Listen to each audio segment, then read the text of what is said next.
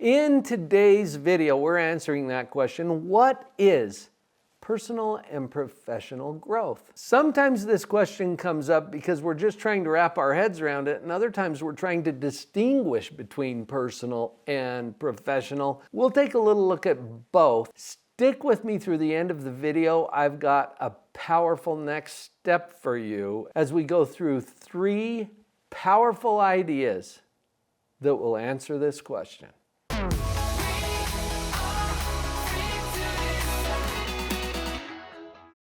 For our first point, let's do a little distinction between personal and professional. And there's not a lot of distinction, because how you do anything is how you do everything. And if you're a business leader or leading a team, you're going to notice that the people on your team are human and they show up in a particular way. How they handle their personal development determines how they're going to show up professionally. And there's a lot of overlap. If I were to make a distinction, I would probably say that personal growth focuses on internal and personality-based characteristics. It's the programming that drives how we show up in our relationships, in our mental health, in our emotional well-being, in every aspect of life. And when we add the concept of professional growth, I think that's when we get out of ourselves a little bit and we're starting to reach out to others. So we apply whatever personal growth that we're experiencing to how we create value for others, how we interact with team members, how we produce whatever the product or service is that represents our professional life. So it's really more outward focused, where personal growth is more inward focused. In fact, I bet you've noticed that your personal growth has affected your career or your professional life in some way. Is that true? Would you drop a comment as you realize or identify how your own personal growth has affected how you show up as a professional? I have an opportunity often to coach entrepreneurs who are doing home-based businesses. And many of the women in the groups that I have coached around leadership are very quick to say, hey, personal development, probably one of the most important things that I can coach my team to do. And in order to do that, she needs to be taking care of herself so that she can model that for others. I think that personal and professional growth go hand in hand, and they're both supportive of and maybe even essential to each other. Now, you might fire me for the next point. Brace yourself, buckle up.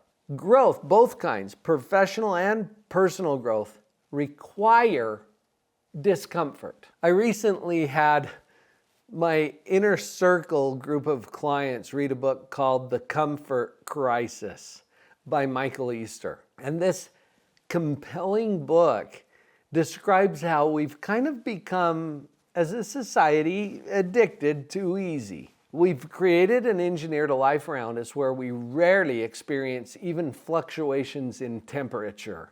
We go from a climate-controlled office to our air-conditioned vehicle, and then step from that into our home, where the climate is very controlled. And every time I walk through an airport, which I do on a fairly regular basis to go speak at some event, I look around in the concourse and everybody's glued to their device. Over 95% of the people that I see have a handheld device and their eyes are trained on it. They're not looking around, interacting with other people. This is a whole room full of other humans and they're stuck to this device because that's their comfort zone.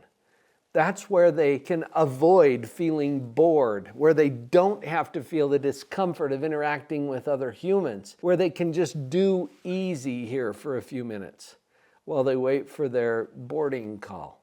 And that's just an example. Growth requires discomfort. That is not a popular thing for me to say, and that's why I said I get fired for saying this sometimes. I think you already know this, and you have experienced it multiple times in your own life. I invite you to reflect on that for a moment and see that your periods or phases of your biggest growth, professionally or personally, have been times when you have faced challenge, when you have come up against obstacles, when you have had problems, when you have experienced discomfort. This is not a sign that you're failing. It's probably an indicator that you're on the right path, that you're on the growth path. And what if there are only two options? This is probably oversimplifying it, but think about it as, okay, I can be in the comfort zone or I can be in the growth zone. And what if it's going to be one or the other? Which one do you prefer? Your growth plan will include entering discomfort intentionally. I'll say that again. Your growth plan will include entering discomfort intentionally. You're doing it on purpose. You're doing it because it's hard, because you know the growth that you will experience. Think about a workout plan, for example. I just entered a race with my daughter. And it's one of those local races for charity where you sign up and then you go run and they donate the proceeds. And I have been training a little bit for that, where I intentionally put myself in an uncomfortable position to prepare my body to do a better job when I go run the race. The conditioning, that's discomfort. Stretching, that's discomfort. And why do you stretch?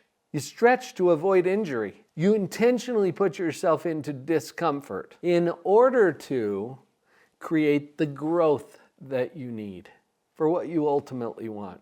This reminds me of the definition of sacrifice, which sounds like I don't want to do that, right? Kind of a word. But sacrifice is giving up what you want for what you want more. And I want more to be strong and healthy than I want to be comfortable instead of going on a run or doing my workout. Okay, so it's the same idea.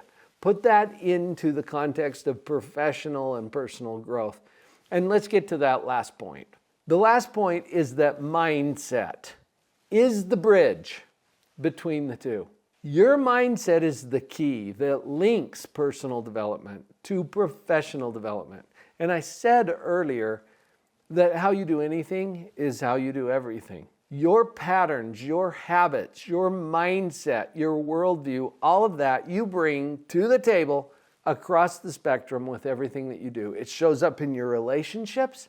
It shows up in your health, in your mental health. It shows up in how you show up on your job or fulfill your responsibilities to your clients and customers. How you do anything is how you do everything.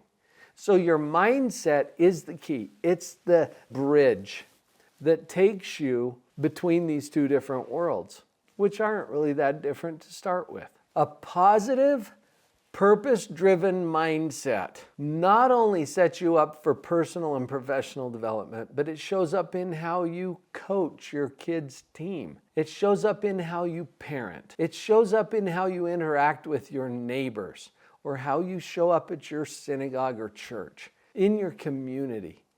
It affects everything. You might be wondering at this point, well, how do I set up a good plan to move forward? Because I know that it's important. I've got you on this too. In fact, go to the next video. It's right here on the channel. We'll put up a link for you. How to develop a successful and fulfilling personal development plan. Let's get practical about it. Jump into that next video. I've got you.